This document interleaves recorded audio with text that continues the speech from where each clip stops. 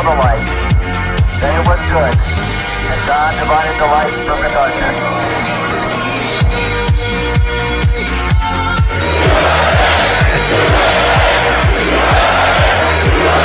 Look, we just need to stay calm. We need to stay calm as a Hindu cow and just go about our work and get our bills passed and let the Democrats be the Democrats.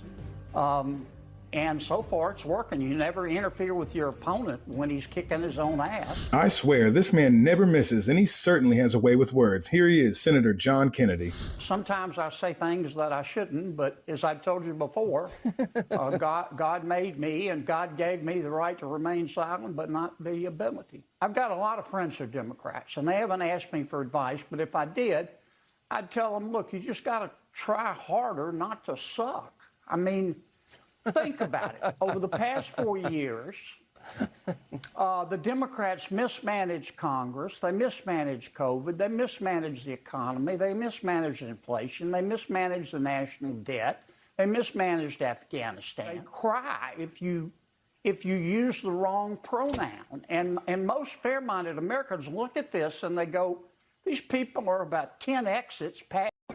What you just said is one of the most insanely idiotic things I have ever heard. At no point in your rambling, incoherent response were you even close to anything that could be considered a rational thought. Everyone in this room is now dumber for having listened to it. I award you no points, and may God have mercy on your soul.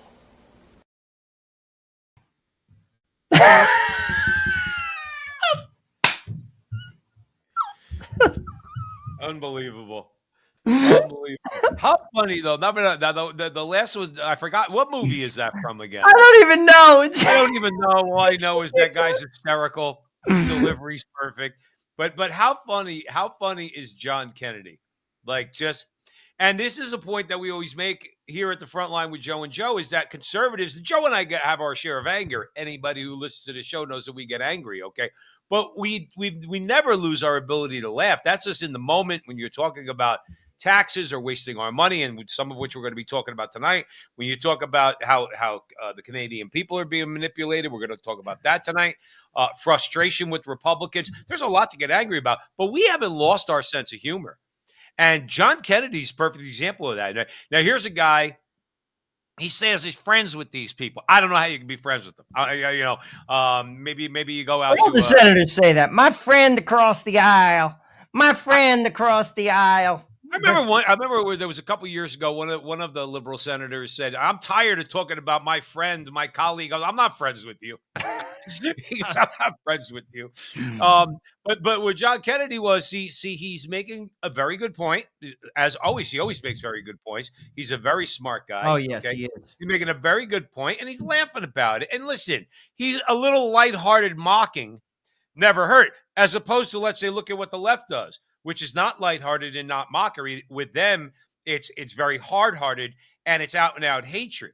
See, John Kennedy likes to poke a little fun while at the same time hitting, getting to the underlying truth of a lot of things. They screwed up everything. More importantly, because of X, because of now Facebook ostensibly has gone more free speech, because of all social media, new media, as we like to call it here at the front line with Joe and Joe. The Democrats mismanaged everything, as they always do, only now they were found out. So whether it was COVID, whether it was the vaccines, whether it was Afghanistan, their spin, and we're going to get into Stephen Miller handling CNN, which is epic. You guys got to see it. It's fantastic. It gives me goosebumps just to hit the button so I can play it for all the good people listening to us out there at the front line with Joe and Joe, okay? They don't have a media machine to spin it, and so that's why they lost a popular vote for the first time since W, all right? I think W beat Kerry popular vote-wise by a few 100,000. So since then, Republicans have not won the popular vote. 5 million more for Donald Trump. This is one of the reasons why a lot of those 5 million people understand now the Democrats have mismanaged everything, and John Kennedy is a guy with a smile on his face pointing it out. You know what I mean, Joe? Oh, please. Dude, John Kennedy is a national treasure. I'll be honest with you. Talks about goat milk lattes. Oh, yeah. I don't yeah. drink them. I don't drink them. See, when you're from Louisiana and you drink a goat milk latte, you're liable to get dragged out on the sidewalk, okay? I don't That's- even know if Starbucks exists in Louisiana. You know what does? Probably Dunkin' Donuts.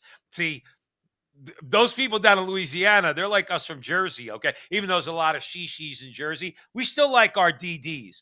I want my Dunkin' Donuts, all right? You could keep the Starbucks. Seriously. Go But, into the Musk thing. That's so good, dude. yeah, we could, and we're going to get into a whole lot of things tonight. Remember, wherever you're seeing us across social media, we know we're on X, YouTube, Facebook, Rumble.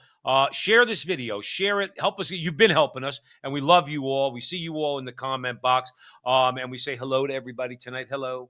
But yeah, so please share our videos so we could gain an audience, particularly on X. We've been growing nicely. A couple of our videos done very well recently, and we'd like to continue that trend. But yeah, Elon Musk.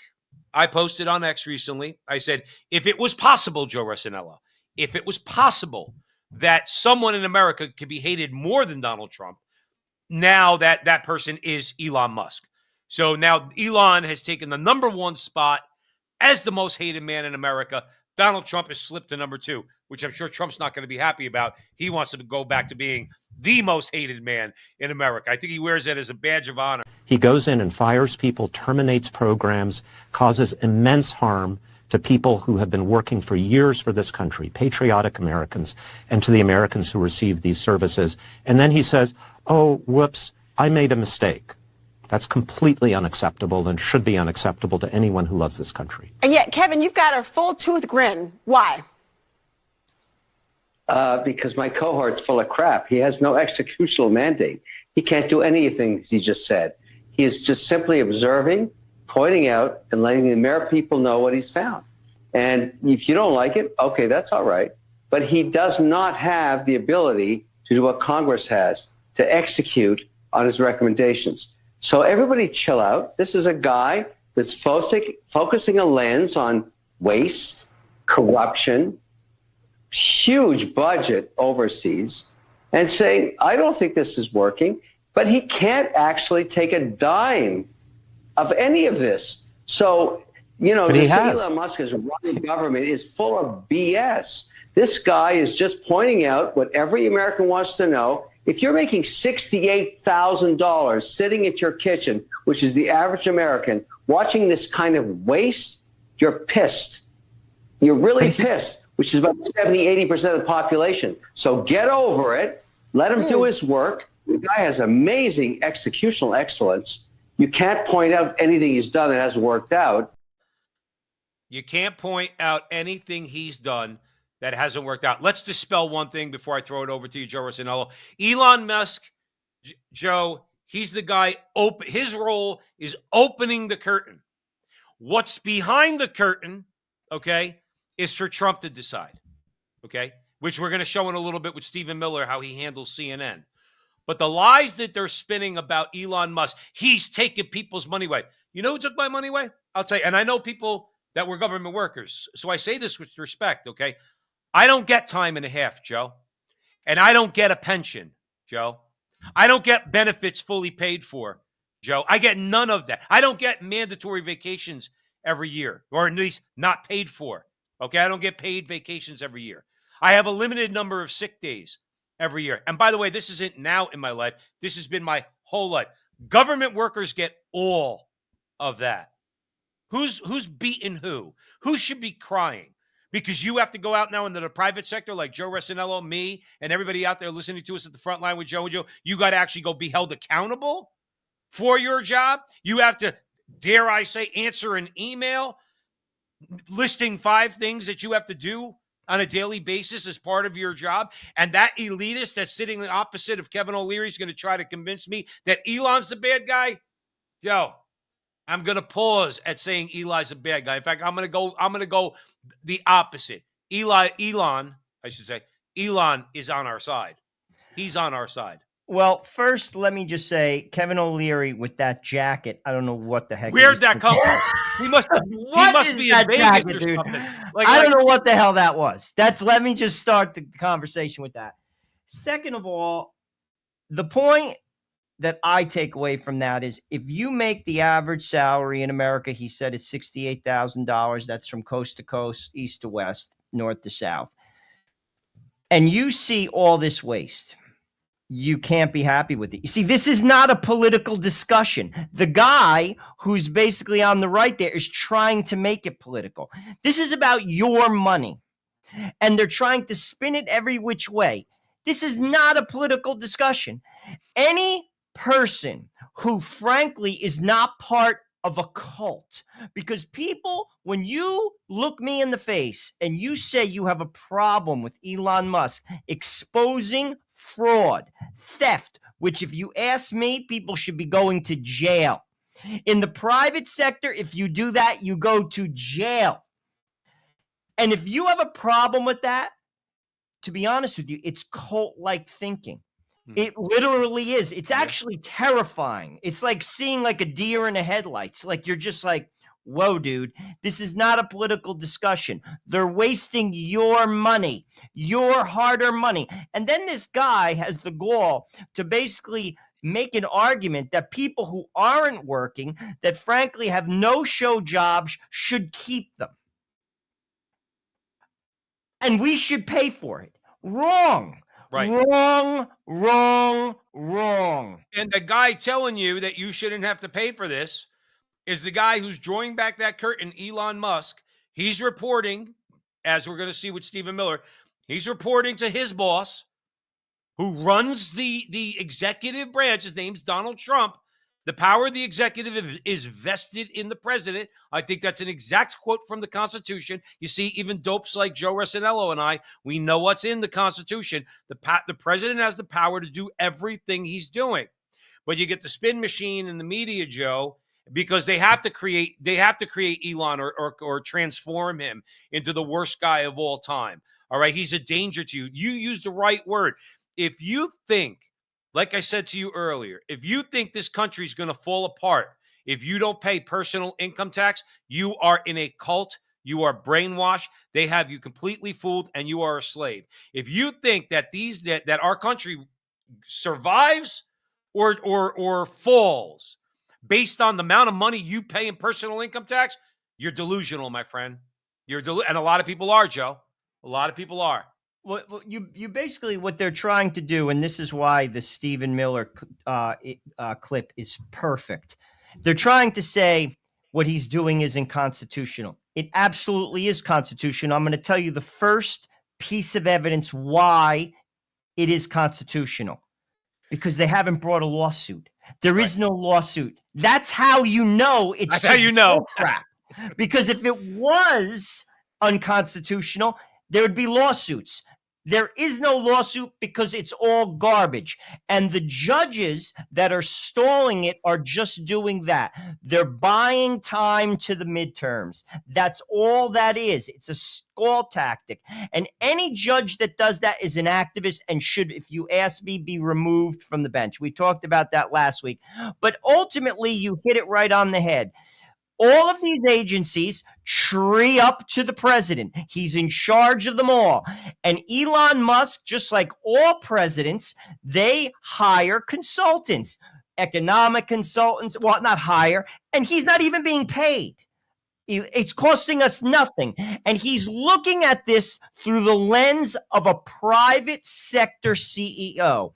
Right. When you work in the private sector, every penny is accounted for, and he's holding the government up to that standard. And they're like, whoa, this is not fair. Wrong. That's how the world works. That's how the world works. Joe, listen, you know. The world works. And you know what?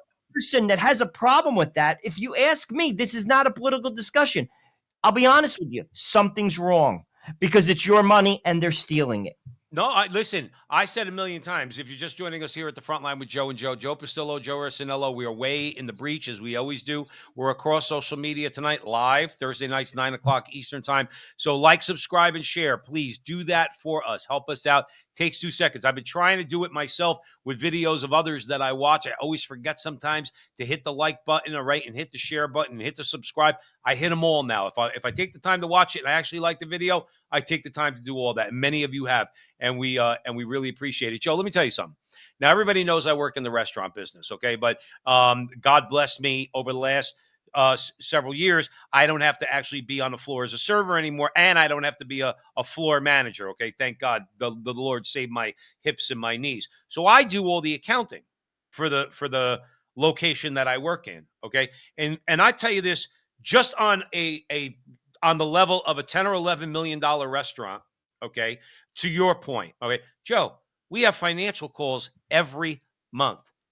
Every month. You have to account for every dime. Why did you spend so much on repair and maintenance? Why did you spend so much on supplies? Oh, you did a great job on linens. You came in a lot. You have to explain everything to your bosses. Now, the thing that galls me is, okay, we accept that. I don't blame them. They want to know where the revenues are going. You have controllables, non-controllables. You have all these things, and I'm not an accountant, but I can understand that. All right. My larger point is this: I have to do this, and I along with my general manager, and I have to account for how much money we spent in a particular month, okay? And account for what our profit was. Good, bad, or indifferent, we have to talk about it every single month. Here's the difference. Me and my GM, we have to talk about that with our boss. Elon and Donald Trump, they want to expose this so they could talk about it with their boss. And who's their boss? Us. We're the boss. You have to explain to me where the money's going. You spent $50 million on a condom program in Gaza. But then these people go on CNN and they say, you're taking money away from the American people. How could you take money away from them? No, I'm taking away $50 million. It's going to some bullshit program in Gaza for condoms they're not even going to use, number one. Okay. And even if they were going to use them, I don't want to pay for them. I don't want to pay for the gay production in Guatemala. I don't want to pray for trans surgeries in Peru. I don't want to pay for that. That's what's called transparency. And my larger point in bringing up my restaurant that I work in, accountability. Elon and ultimately Donald Trump. Okay, Elon's accountable to Donald Trump. He's got to open up the curtain. Trump is then going to be accountable to us, and he's going to say, look, we found all this. Are you going to hold your representatives accountable? Because they want to keep spending this money. We want to give it back to you. The Trump and Elon are the bad guys, and the Democrats who want to send money for $50 million for condoms in Gaza, they're the good guys. Joe, the world is upside down, as my mother would say. That's why people got to just tune that out, because that's just propaganda.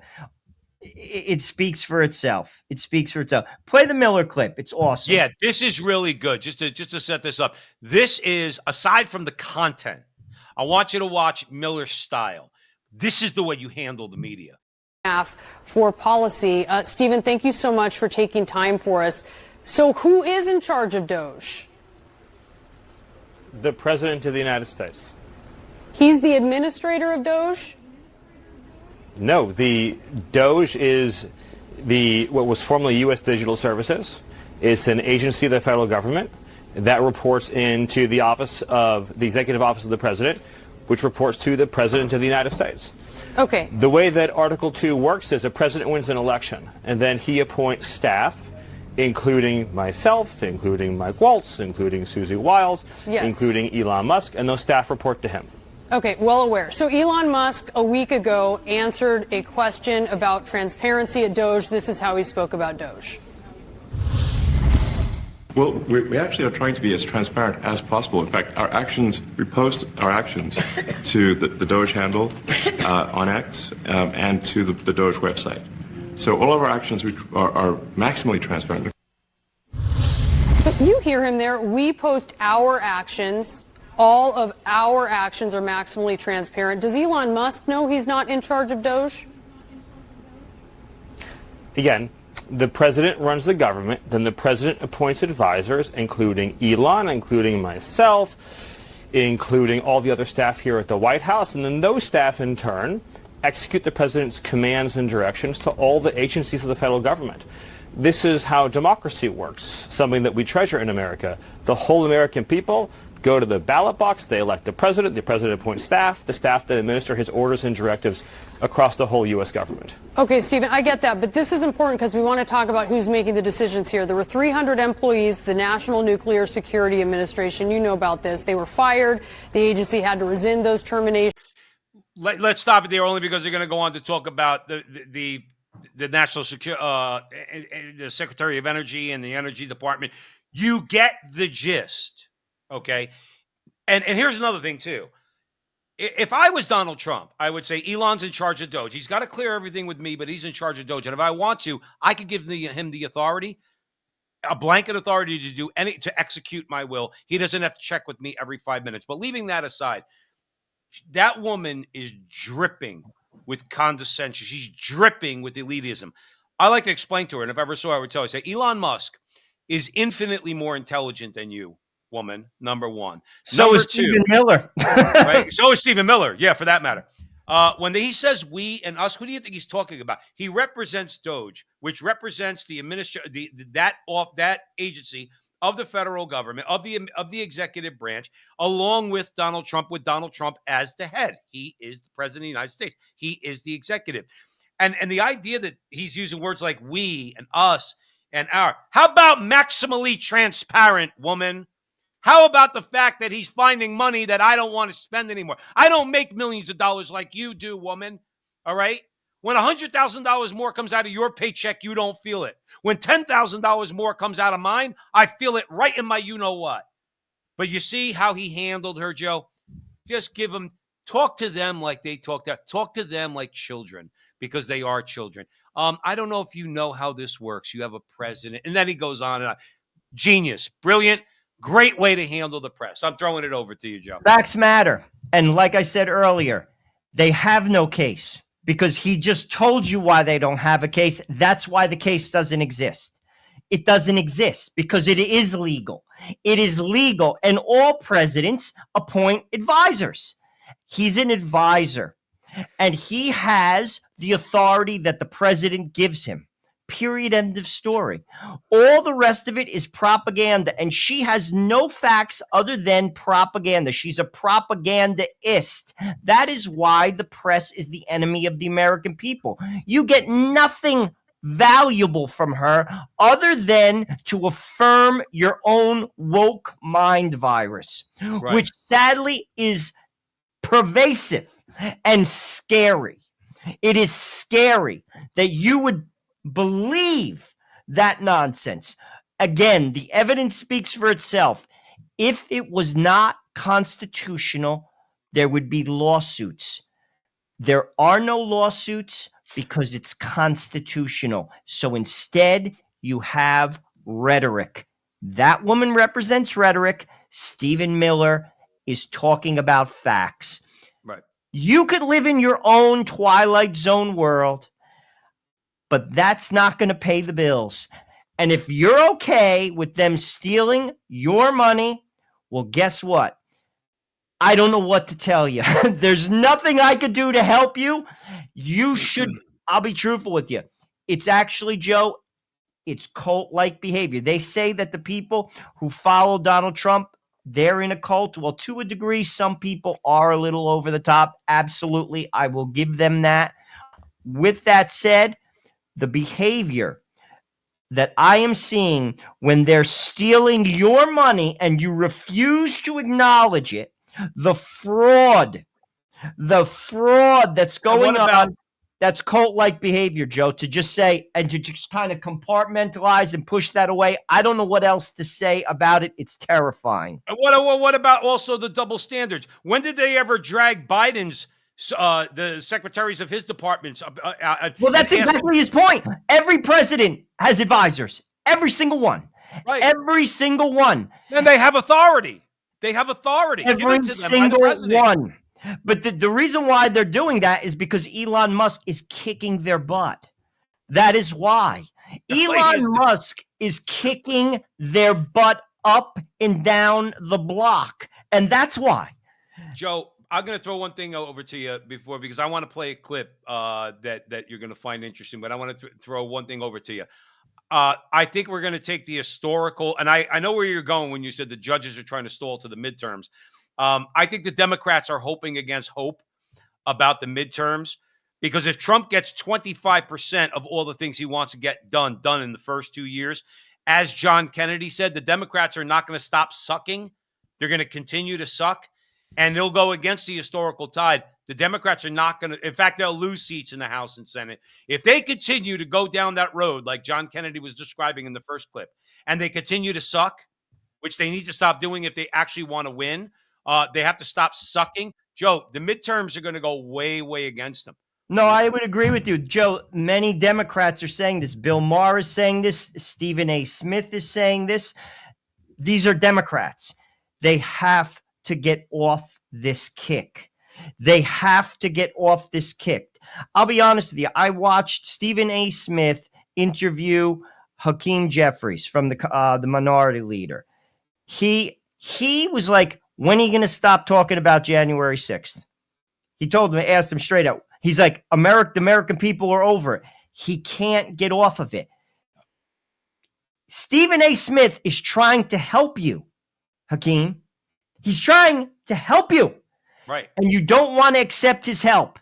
Bill Maher is trying to help you. He's trying to help you. He's a Democrat. Many of the Democrats, the talking heads, are basically saying the same thing. You have to get off this woke kick. You have to come to the center. You've gone way off the reservation because it's not resonating with the average person. They refuse to do it. And to your point, they're going to pay the price again. They have to. They look. They're never going to come to Joe and Joe's table because we're too conservative or too Catholic for them, whatever the case may be. But your average blue collar, independent minded person out there has a kitchen table that you, let's say it's Hakeem Jeffries because you brought him up. Okay, you want to go to that person's kitchen table, and you want to look at that father in particular and that mother in the face, and you want to say to them, as their teenage daughter is walking behind you, going from her bedroom to the living room, okay, you want to sit at that kitchen table and you want to say that you're going to allow boys to go into her locker room because you don't get it. Because as Joe Resinello says, you're in a cult, okay? Or you want to go and you want to sit there with them, you want to explain to them how important it is that they continue to pay 25 to 30% of their income that they earn to the federal government, or else the world's going to fall apart. You want to go and talk to them that way. You want to go to try to explain to them how giving money to this little homosexual in Ukraine, Zelensky, $400 billion of our money is worth it somehow because Putin wants to take over the world. You want to go to that table, Mr. Jeffries, with these same bullshit talking points? Is that what you want to do? Because I'm going to tell you what's going to happen, Joe. I got something for you. I got Andrew Schultz and Charlemagne the God, okay? Now, Charlemagne's no conservative, all right? And I'm not sure about Again, Andrew he's Schultz. trying to help them. In this clip, a Democrat. Okay, so Charlemagne, yeah, because I've seen him be real friendly with like Kamala and things like that. So I'm not, he's no, I don't think he's a party establishment type guy. Definitely a Democrat. But here, all you judge this and see how this is going to go over for them in the midterm. Worst thing for the Democrat Party right now would be if it actually works. The worst thing for the Democrat Party is if the debt does go down. To be honest with you, the worst thing, you're right, but honestly, the worst thing that could happen is Elon gives out them $5,000 stimulus checks. Oh, it's over. He give out them $5,000 stimulus checks. It's a wrap. It's going to be bad for a while. Imagine what people will feel when they go, by the way, this isn't us giving you money. This is us giving you your hard-earned money back. You deserve this. Listen, from a political marketing perspective, it's genius. Because they understand what people are feeling. And the Democrats, instead of crying about all this and labeling him big bad man and all this other stuff, they should really be paying attention to what the American people are feeling and finding ways for their policies to have messaging that taps into what Americans are feeling. Don't gaslight them. I'm with you. Just, you have to understand what they're feeling and then implement policies that tap into that. I don't know. I don't know how much more. The only two other people in the world that I know are more plain speaking than that are Joe Pasillo and Joe Resinello. Okay? That's pretty plain talk. Coming from nonpartisans, from what I could tell from both of them, non-ideologues. Okay? Charlemagne's saying it like it is. And here's what the important point of it and what I'm glad about. When George Bush W did a stimulus check, see, that was the Federal Reserve, printing money. They went out, they printed money. They gave stimulus checks to the American people. Okay. Same thing with COVID, with the unemployment checks. They just printed money. They gave people a check. See, Schultz made a good point. The checks that come from the Donald Trump administration is already our money. You're simply moving it from point A, condoms in Gaza, okay, and all these other stupid things that you do that the American people wouldn't go for if you actually were transparent. And you're saying, we're not spending that money over there. In fact, it's so much money we could give every American tax-paying household a $5,000 check. All right, and guess what we're going to do? That's what we're going to do. So you could call them stimulus checks, but it's not like you have to print more money to make that happen. All you got to do is take the money from the BS places that you're spending it and give it back to the people whose money it is to begin with, which is us. Well, I'm going to be honest with you. I don't trust Mike Johnson with our budget, and we have a clip about that in a little bit, because the budget basically the deficit increased again with the budget that just got passed. With that said, I would rather, if we had a trustworthy Congress and leadership in Congress, to use that money to pay down the debt. Joe, we got to get that debt down.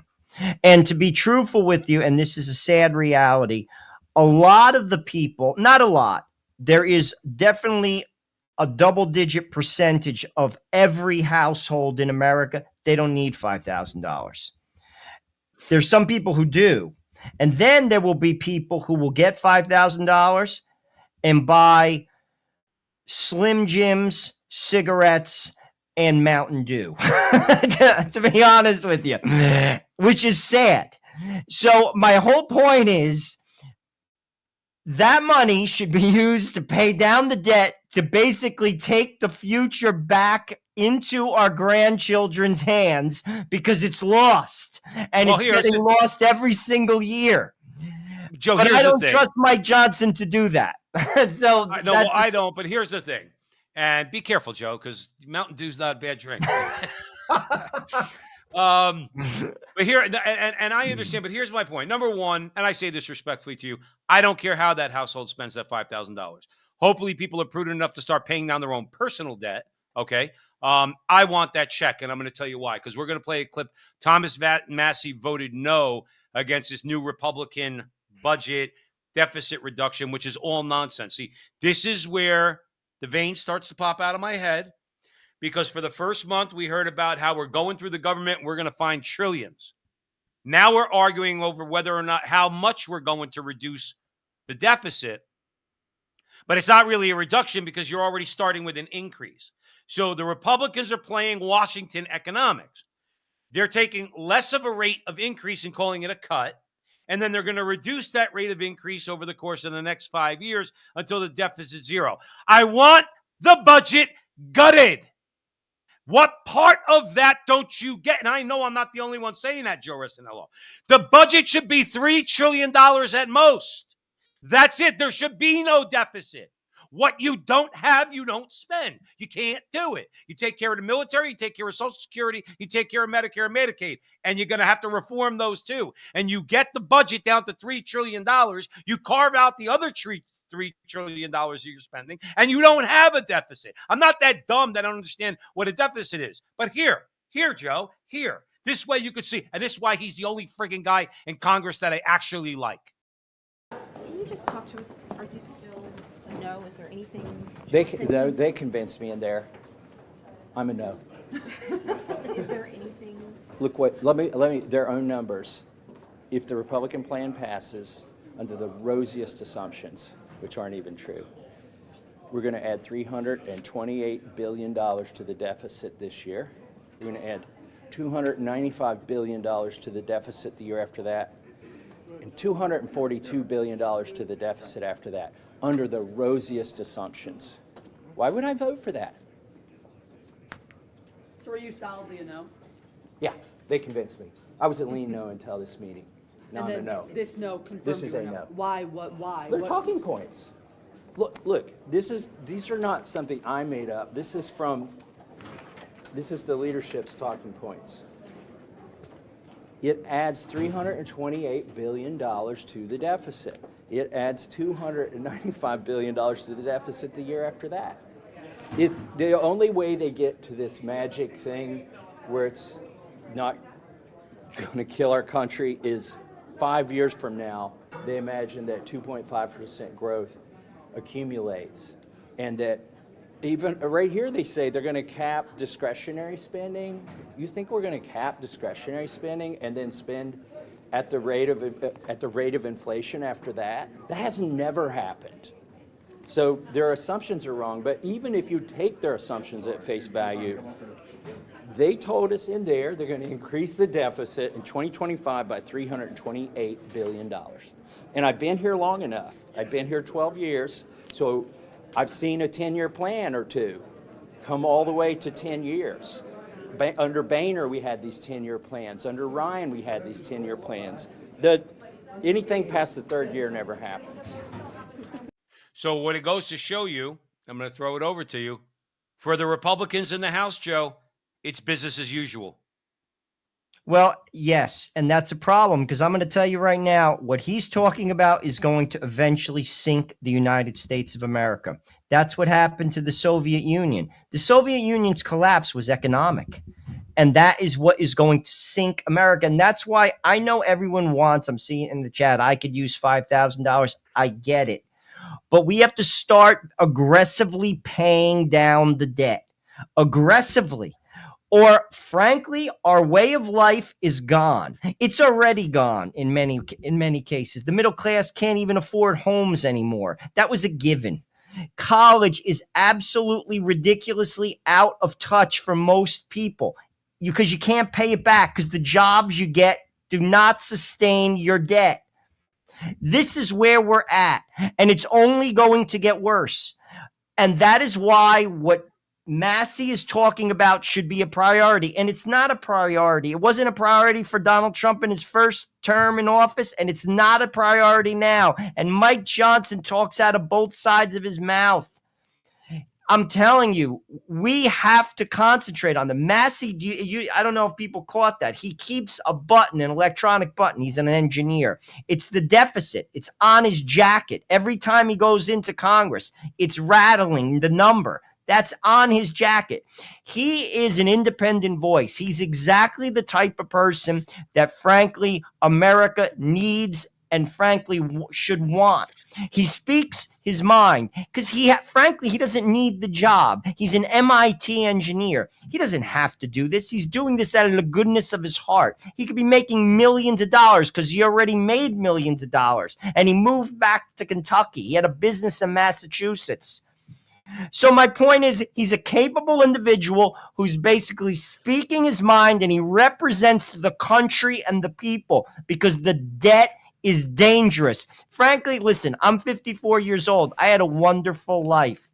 If I was to die tomorrow, I had a wonderful life. I don't know if my kids are going to have that life. Right. My grandkids sure as heck aren't going to have that life. I'm going to tell you that right now. Unless we change things now. And that is why he's talking sense. But you know something, Joe, people don't think in that direction. They only think to their front door. They only think to their front door. That's how people operate. We've lost common sense. We don't know how to manage money. We don't know how to live anymore. We just don't know how to live. To your point, you spend what you have. That's how I was raised. You spend what you have. If you have $5, you buy a slice of pizza and a Coke. That's your lunch. You don't put on your credit card a steak dinner. That's not how I was raised. But that's how America operates. And frankly, this is where we're at. We can't afford houses. We can't send our kids to college. We can't even afford eggs. We can't even afford eggs. My fear is that Donald Trump is going to, what is he going to do? He's going to buy into this again. He's going to fall into the same trap. You bring in Elon, you get everybody excited. You can start to get these whiz kids in there, get into these agencies. You're finding all this corruption. You're finding all this waste. You're finding all this fraud. You're finding all this abuse. And you're arguing over a $300 billion deficit? I thought you said you were going to find trillions. I thought you said you were going to start looking seriously at the Department of Defense, which we know which we know, admitted by Donald Rumsfeld. I know it was a long time ago. They don't keep track of it. There's trillions of dollars floating around that nobody even knows about. Those guys will find it. You're arguing about a deficit of $350 billion. And why is it that it's going to see people say, well, you're so simplistic? I just look at it this way. You refuse to slash what you're, as Republicans in the House and Senate, you refuse to slash the things that you know that need to be slashed. You need to stop that spending at the federal level. You refuse to do it because your friends are not going to be able to make money anymore off of your legislation. That's the bottom line, is that your pals, your buddies, that you take care of the same way the left takes care of theirs, you're taking care of yours. You're going to tell me that those guys have more power. I hope they all get effing primaried. I hope they all lose. I really do. But that's a problem. That's a whole other conversation about how congressional districts work and how you have to be in bed with, if you're a Republican, you have to be in bed with the Chamber of Commerce conservatives or so-called conservative Republicans, or else you're not going to win that primary. That's the way it is. They choose these people, doesn't work. and they go there real quick, and they go there, and you're going to seriously tell me that we can't have a zero deficit right now in this budget? You're telling me I got to wait another 5 years? I got to wait till Trump's out of office? And having no deficit. I hate people when they talk about deficit. Deficit is just a difference between what you're spending and what you're bringing in. It's very simple math. Joe and I could do it. We have to do it when we pay our own bills. If I have too much money going out and I don't have enough money coming in, guess what I have to do, Joe? It's called subtraction.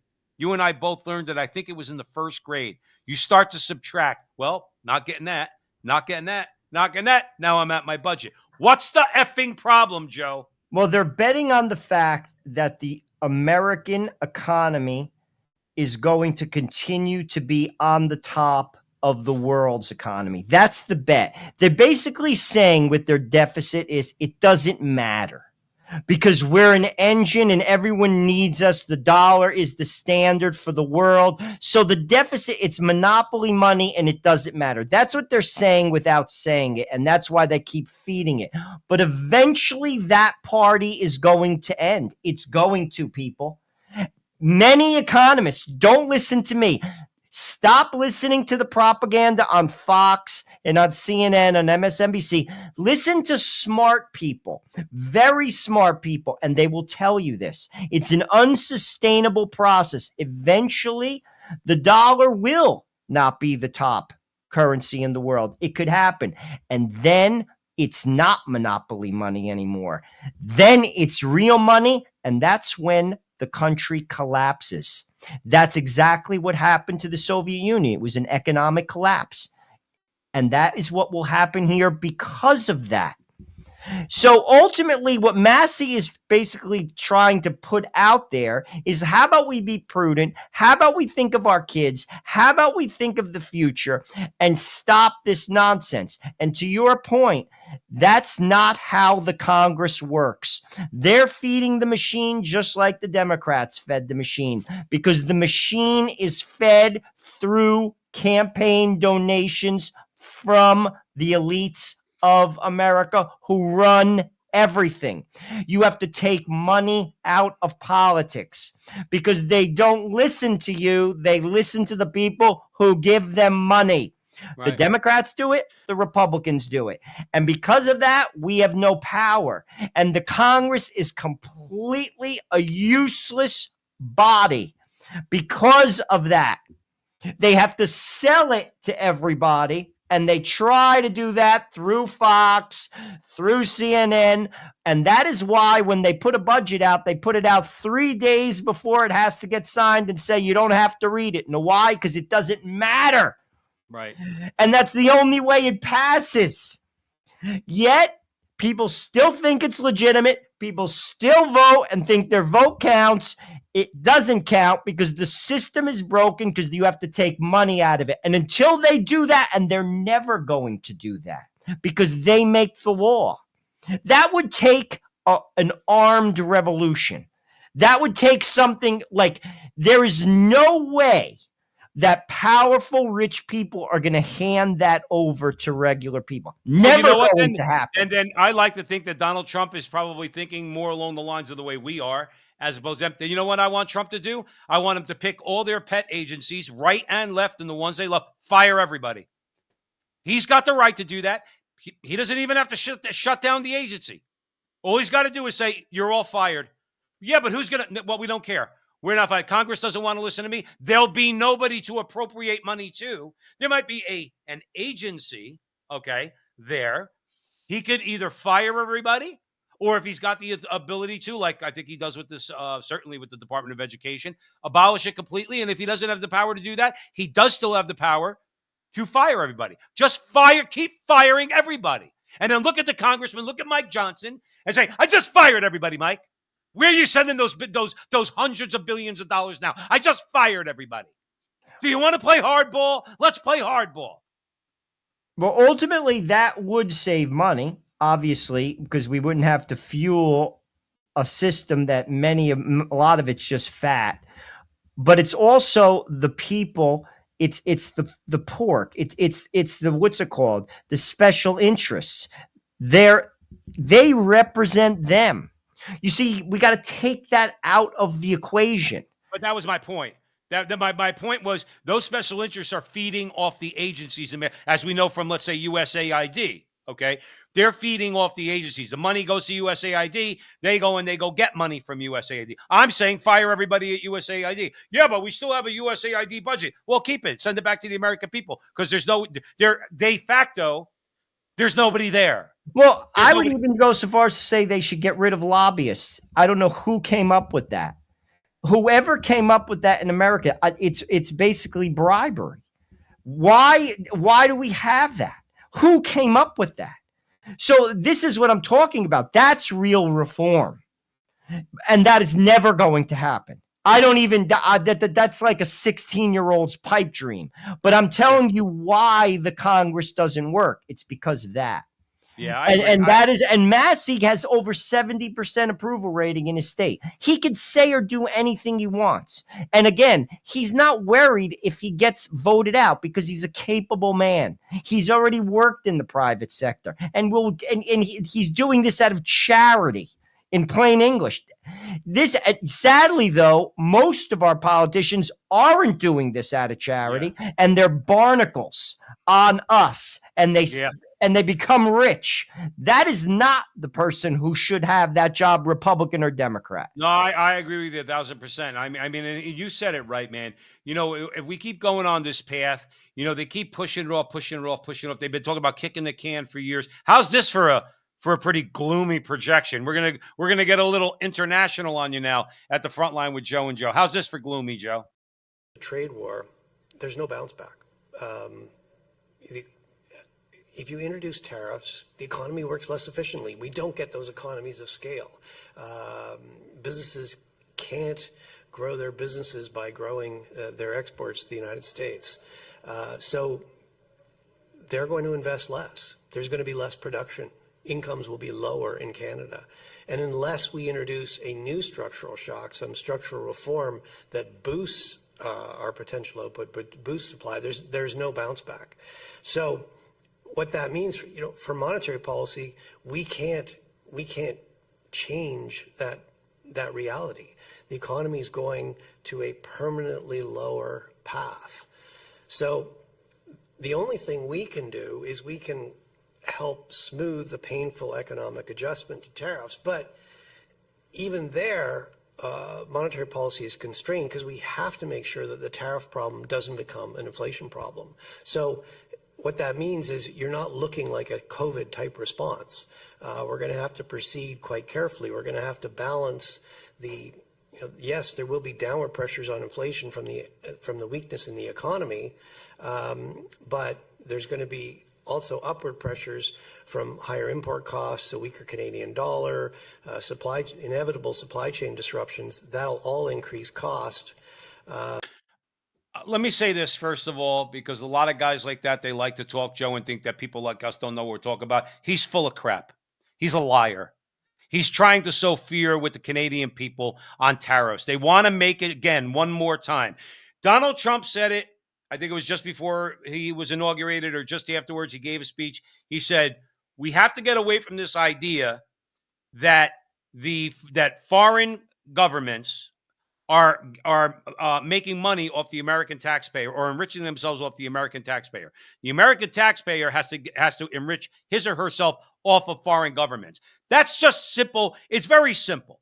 If a hunk of provolone costs you $9 in the store right now, and you impose a 10% tax on that product coming from Italy into the United States. Joe, if a person wants a hunk of provolone, they're going to pay $9.90. There might be an initial shock, but everybody's going to get used to it. You want to know why? Because they're going to be, and our businesses are going to get used to it too, because their governments are going to turn around and they're going to place tariffs on our product. Okay, no problem. If a car that's manufactured here gets shipped overseas and you got to pay an extra 10%, on a whatever, GM or a Cadillac, whatever the case may be. That's the way it is. But guys like that suggest that because there is a tariff, it's going to lead to a depression. It's going to lead to all these things. You don't understand because you're not a banker. I'm a banker. I understand the system. I understand the system too. You know what it is? It sucks and it's corrupt. And the fact is that you could replace the personal income tax with tariffs and excise taxes and other things where you're taxing production and you could tax consumption, perhaps like a national sales tax. But there's no way they're going to convince me we're going to have an economic collapse if we have tariffs. They're not convincing me of that. I actually think he's not talking about us having an economic collapse. And Canada. But what I do think he's saying is this is going to have getting into a trade war with the United States is going to have a serious economic impact. And I think he is right. And I also think that he's going against the narrative of the politicians that are uniting Canadian people together, pushing them to Mark Carney, who's basically going to destroy them. And he's basically saying something different. He's basically saying this is an unwinnable war. And if you go for this, expect your life to be drastically impacted. That's what he's saying. And I actually think he's right.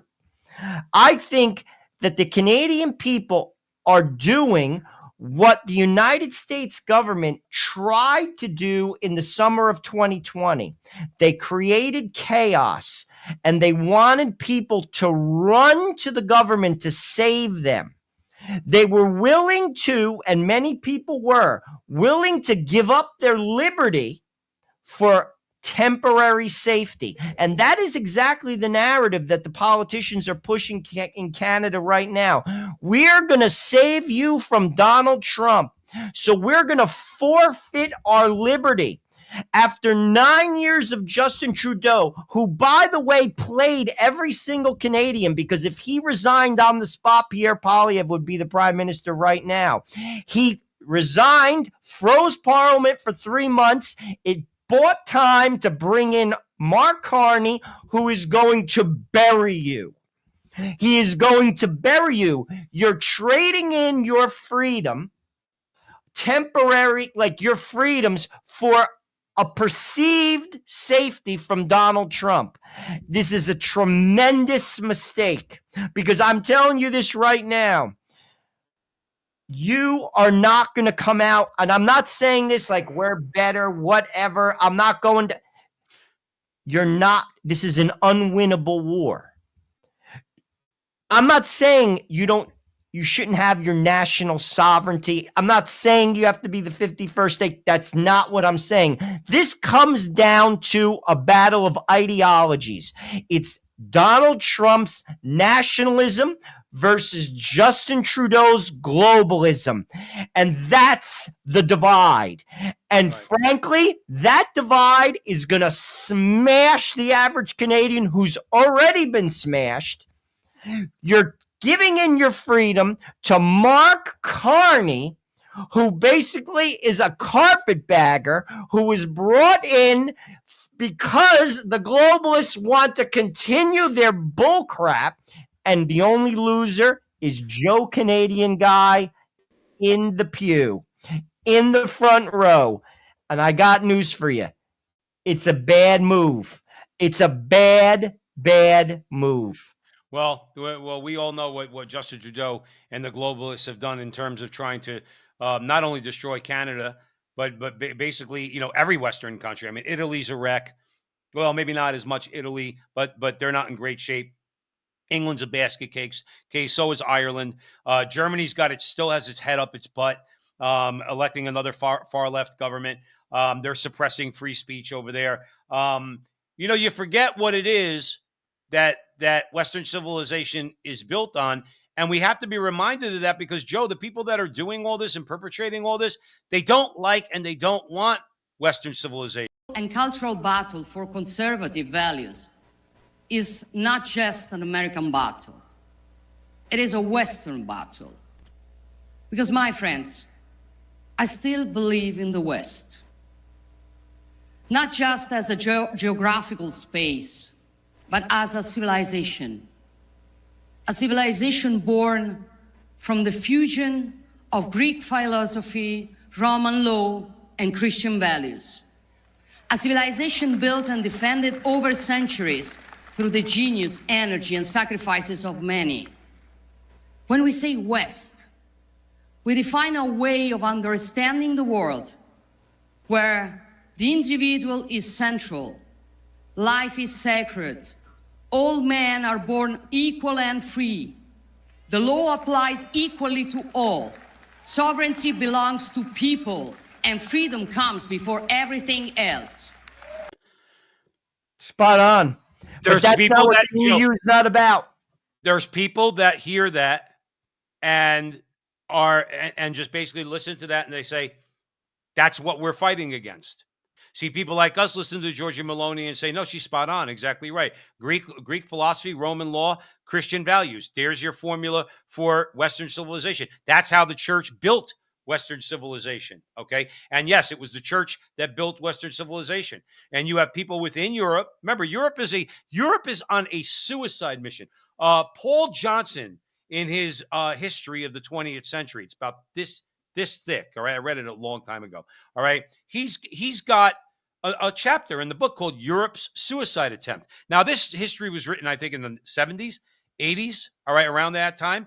And so he was writing about Europe's suicide attempt. Then they've gotten wildly more successful in their desire to destroy themselves, to kill Western civilization. There's nothing, Joe, that I hate more than a self-hating person, because what they do is, because they hate themselves, they certainly hate you. So if a Westerner who hates his or herself or hates Western civilization says, well, I want to opt out. Okay, fine. Go to China. Go to the Middle East. Go live in Vietnam. Go live in Cambodia. Go live in Japan. You don't have to be in Western civilization. But what they want, because they hate themselves, which by extension means they hate you, they want to destroy Western civilization for you too. That's George Soros. That's Klaus Schwab. That's what they want. They don't want Roman law. They want the Roman structure that the Romans had in place 2,000, 2,500 years ago, with them at the top. That's what they want. They are the old Roman Senate. They are the patricians, and they really don't care what happens to everybody else. So the bottom line is, it's these self-hating Europeans. They say, listen, I don't want to sound harsh. Go jump in the ocean for all I care if you hate yourself.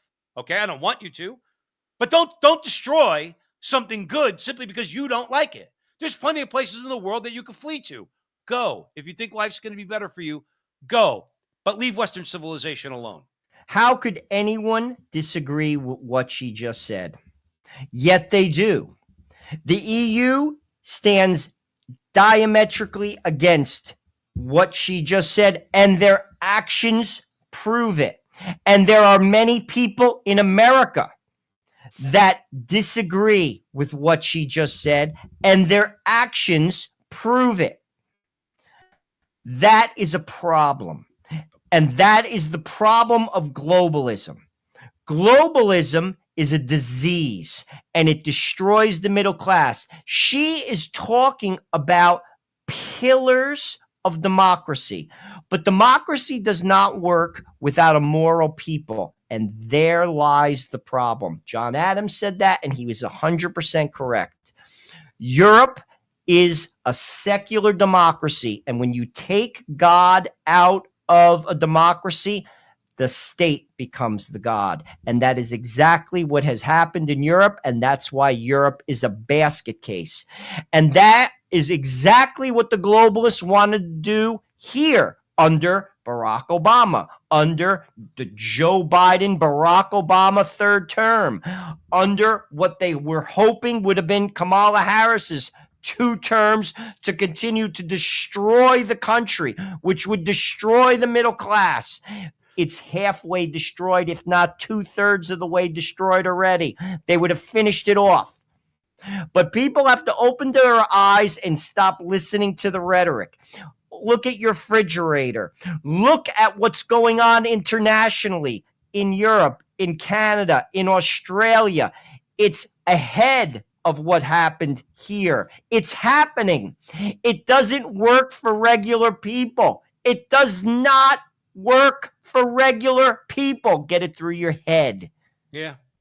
No, it's exactly right. It doesn't work for regular people, but that's what globalism is. It's designed not to work for regular people. Yes, Joe. Yes. Bingo. 100. It's the 21st century's version of feudalism. That is what it is. Right. And they take all these ideas, all these radical ideas, because these are ideas, unfortunately, that did come out of Western civilization or Western thinkers.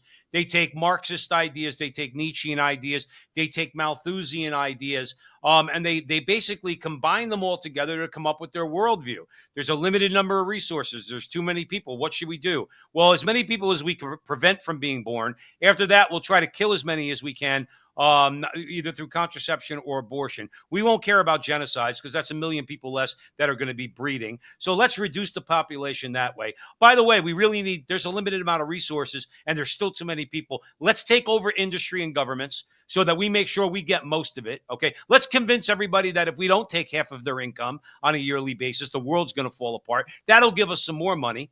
They're your enemy. They're your enemy. They don't want anything good for you. They don't want you to have kids, and if you have kids, they want your kids to die. Or at the very least, grow up to be the kinds of human beings that are easily controlled by the oligarchs. So everything is about with them power. Western civilization, particularly the religious aspect of Western civilization, always acted as a buffer against power. Okay, along with other institutions within a Western society, and it worked. It worked, and it worked for a long time until Europeans decided that they wanted to try to wreck it for a variety of reasons. Probably too long to get into here. Stick around at the front line with Joe and Joe. We got a clip to leave you with from Dave Smith, which is pretty entertaining. It's only a couple minutes long, so we want to leave you with that. And as always, a great conversation with my boy Joe Resinello. We love doing it here Thursday nights, 9:00 Eastern. Remember, we have our interviews that we also post for the interviews we do on the radio with very interesting people on very interesting topics. So you could see those on X, Rumble, Facebook, and YouTube. And as always, we always ask you to help us out. Like, subscribe, share. I noticed on my phone, I have some notifications that this video has been shared numerous times by you guys, and we thank you all very much for it. And we thank you all, especially those in the chat room. You're all very loyal to us, and you always help us out a lot. So remember, stick around for the clip of Dave Smith, and remember, until the next time, that our conversation is your conversation, and that conversation is going on everywhere. We'll talk to you next week.